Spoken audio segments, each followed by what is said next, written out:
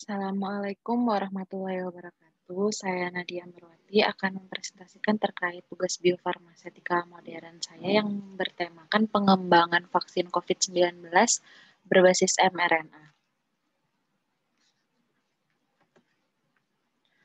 Eh, Coronavirus atau yang disebut SARS-CoV-2 maupun COVID-19 merupakan penyakit pernapasan akut yang muncul pada Desember 2019 dan menyebar secara global, yang menyebabkan terjadinya pandemi global atau pandemi di seluruh dunia.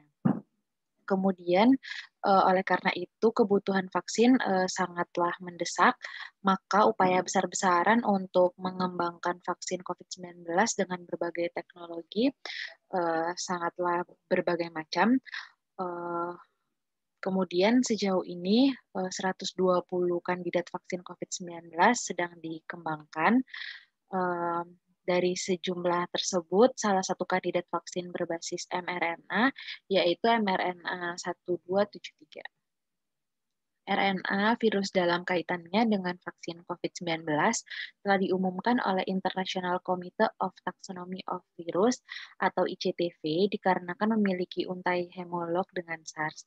Berdasarkan penelitian yang dilakukan Wang et al., vaksin didasarkan pada ekspresi sitoplasma dari chimeric mRNA yang mengandung open reading frame atau ORF dari untaian virus yang memiliki potensi untuk ditranslasi secara langsung dalam sitoplasma dan menghambat integrasi dari kromosom.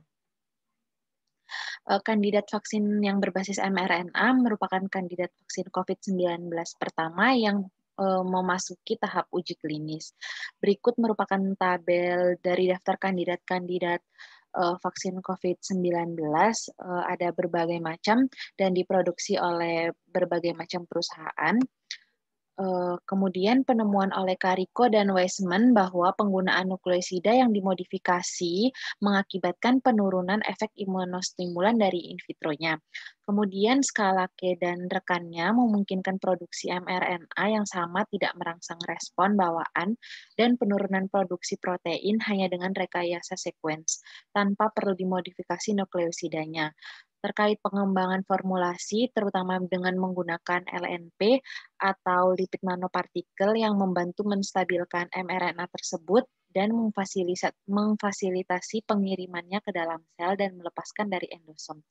LNP tersebut terdiri dari lipid yang mana nantinya akan melindungi mRNA ini dan lipid tersebut akan memfasilitasi untuk masuknya mRNA ke dalam. Kemudian sebagian besar kandidat vaksin yang berbasis mRNA respon terhadap antibodi dan respon sel T, yang mana sel T berperan dalam penilaian keefektivitasan vaksin untuk menghasilkan respon antibodi. Alasan penting penggunaan mRNA mendapat respon baik oleh berbagai peneliti karena konstruksi mRNA dapat dibuat berdasarkan mengetahui urutan genetik patogen dan antigen yang akan ditargetkan. Terkait pembuatan vaksin mRNA sendiri, proses manufaktur melibatkan transkripsi in vitro dari template DNA yang berisikan urutan mRNA. Proses dimulai dengan template DNA yang dilinearisasi dan polimerisasi RNA yang bergantung pada DNA, kemudian mentranskripsikan menjadi DNA. Pembuatan yang berbeda telah mengoptimalkan konstruksi khusus dalam hal nukleosida yang digunakan. Dalam studi praklinis maupun klinis, tujuannya adalah menemukan tingkat stimulasi kekebalan yang optimal untuk membatasi dari efek klinis atau efek samping yang akan terjadi. Kemudian terkait imunologi potensial dari vaksin mRNA sendiri, mRNA ini merangsang respon imun bawaan dan berbagai jalur seluler yang diaktifkan, termasuk reseptor dari imun bawaan sistem, serta melalui berbagai protein sitoplasma. Sementara penggunaan nukleosida yang dimodifikasi telah menghasilkan penurunan imunostimulator aktivitas mRNA. Kemudian peradangan mengakibatkan beberapa efek samping yang tidak serius secara klinis. Sifat imunologis dan struktural yang melekat pada mRNA, kebutuhan akan formulasi untuk pengiriman dan semua kebutuhan proses manufaktur harus dipertimbangkan. Berikut merupakan skema dari vaksin yang berbasis mRNA. dalam mengaktifkan imun tubuh. Yang pertama, vaksin mRNA menggunakan untaian mRNA target protein yang digabungkan secara in vitro dibandingkan dengan untai antibodi target. Kemudian untai mRNA ini rekombinan protein target akan dibawa oleh lipid nanopartikel atau LNP itu dan memasuki sel somatik sitoplasma untuk bertranslasi dan mengkode protein target. Kemudian ketika protein target dilepas dari sel inang, sel penyedia antigen akan dengan cepat merekam dan merespon dari protein heterolognya. Kemudian penyajian MHC1 dan MHC2 pada permukaan membran sel penyedia antigen. Tahap ini sangat penting untuk aktivitas selanjutnya dari sel B, sel T, dan juga menjadi kunci untuk respon humoral dan sitostatik. Keunggulan dari vaksin yang berbasis mRNA yaitu yang pertama, vaksin berbasis mRNA ini meminimalisir potensi resiko infeksi dan induksi insersi mutagenesis akibat degradasi mRNA dalam sel lingkungan mikro. Yang kedua, efektivitas yang tinggi untuk meningkatkan imun karena perancangan modifikasi struktur mRNA akan meningkatkan kestabilan dan translasi yang baik. Kemudian yang ketiga, potensi yang tinggi dari vaksin berbasis mRNA dalam imunisasi dosis rendah untuk menetralisir imunoglobulin sehingga dapat menginduksi respon imun yang kuat dengan mengaktifasi sel T.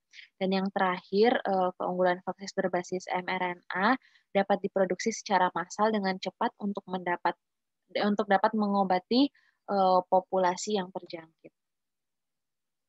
Kemudian vaksin mRNA 1273 atau 1273, vaksin ini bersifat imogenik, menginduksi respon antibodi pengikat yang kuat, pemberian respon antibodi penetral yang tinggi juga diperoleh berdasarkan pada dosis yang diberikan.